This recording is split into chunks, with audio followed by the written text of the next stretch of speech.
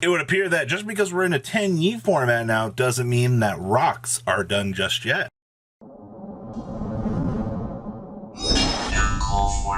34.8% of you have not smashed the crap out of subscribe and smash this so we can get to 100K. On your screen here is going to be the Shadow Realm Games breakdown for the regional. And the first thing you're going to see from this breakdown is you're like, what in the world? Eldlich is the highest represented deck in Top Cut. Yes, ladies and gentlemen, that actually is the case here. It would appear that Eldlich just decided that it wanted to be the highest represented deck in the Rogue category. Now, both Eldlich decks ended up only making it to top 8, so if we're like, oh, yes, it is as simple as that. 10-Yi Sword Soul actually ended up winning this event, which we'll cover that list here in a second, so that should ease your minds. In second place out of this regional was actually Phantom Knights, which means that 10-Yi Sword Soul and Phantom Knights are actually kind of duking it out, at least in terms of representation for this event. Now, we had one Tri-Brigade deck squeak in third place. And then we had Dragon Link. Now, this Dragon Link deck wasn't your standard Dragon Link deck. This deck said, I'm going to go even further beyond. And it was playing Destroy Phoenix Enforcer, which is actually kind of cool. Seeing that the deck kind of could take advantage of the newer cards here, put in a draw 1 engine, or draw 2 engine, to kind of, you know, progress its game plan. It was actually kind of nice here. Then we had one Virtual World deck. Don't know what you're doing there, Virtual World. Oh, because Virtual World was busy winning another regional, so that this Virtual World player could unfortunately lose in top 8, you know, at 8th place. And then 6th place, after Swiss, the legendary Emancipator player, bringing it on home and showing us that rocks can still rock out, baby. Terrible pun, I know. So we will have the rock list for you guys here in a second, but that is your top 8 breakdown for a very, very diverse event. Now let's go take a look at those deck lists, shall we? All right, the first list we have here is actually going to be first place. This was Angus Tennyson's first place 10-Yi list. And as you can see here, we're a little bit more geared towards going second here. We have the Dark Rule No Mores to break those boards. Is that going to become more of a norm at this point? I don't know.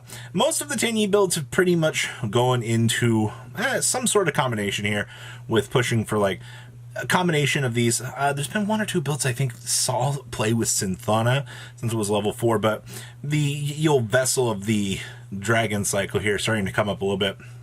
One a Monster Reborn for the deck. It's become pretty standard at this point. And of course, good old Imperial Order. Yep. That feels pretty good. Now, there's been a lot of argument for what?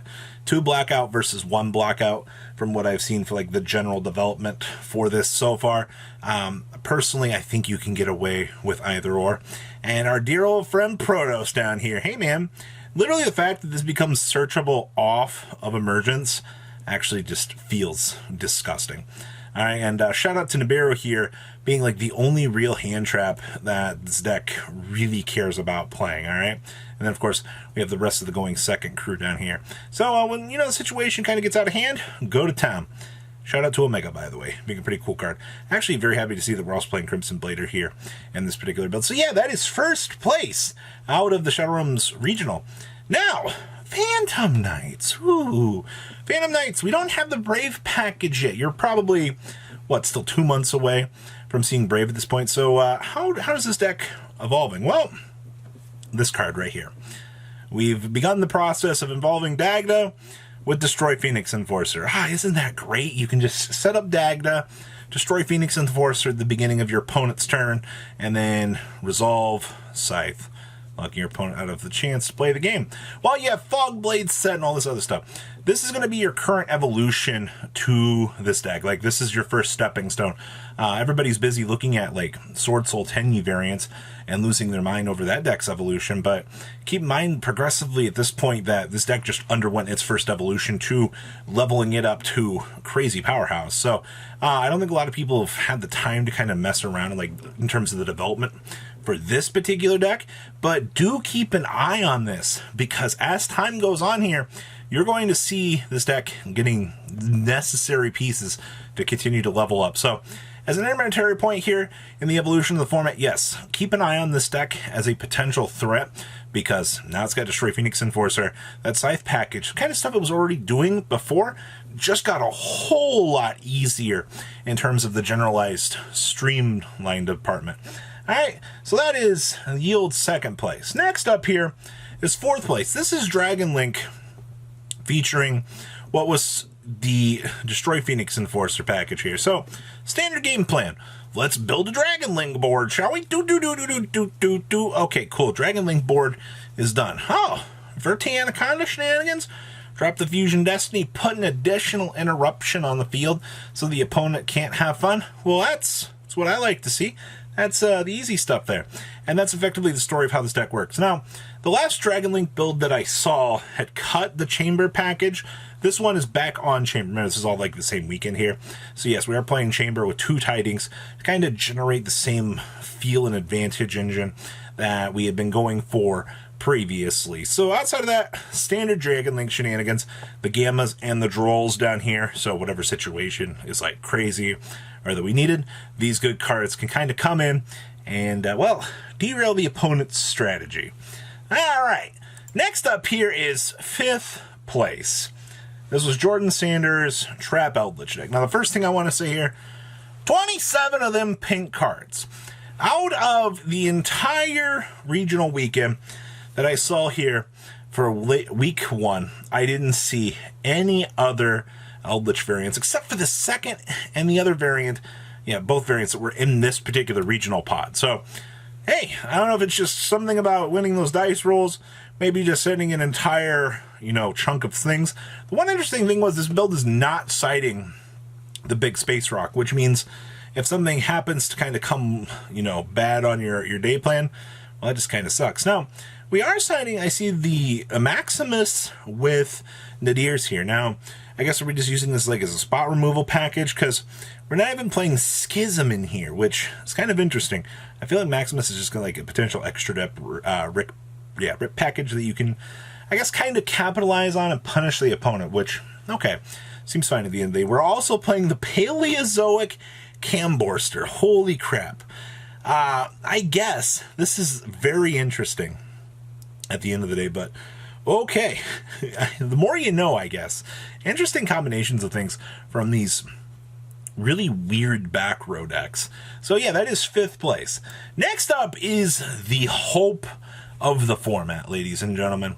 The Clen de la Clen, as I'm going to say here. This is Adamancipator playing Small World. Now, a lot of people have been kind of looking at Adamancipator here and being like, well, like this deck's combos are still nuts. Like, what can I do to kind of make use of this? Well, Jacob Newton said, hold my beer. All right, Small World is legal now. I can make good combo plays with this. So now you've actually opened up an entire new dynamic for this deck. All right.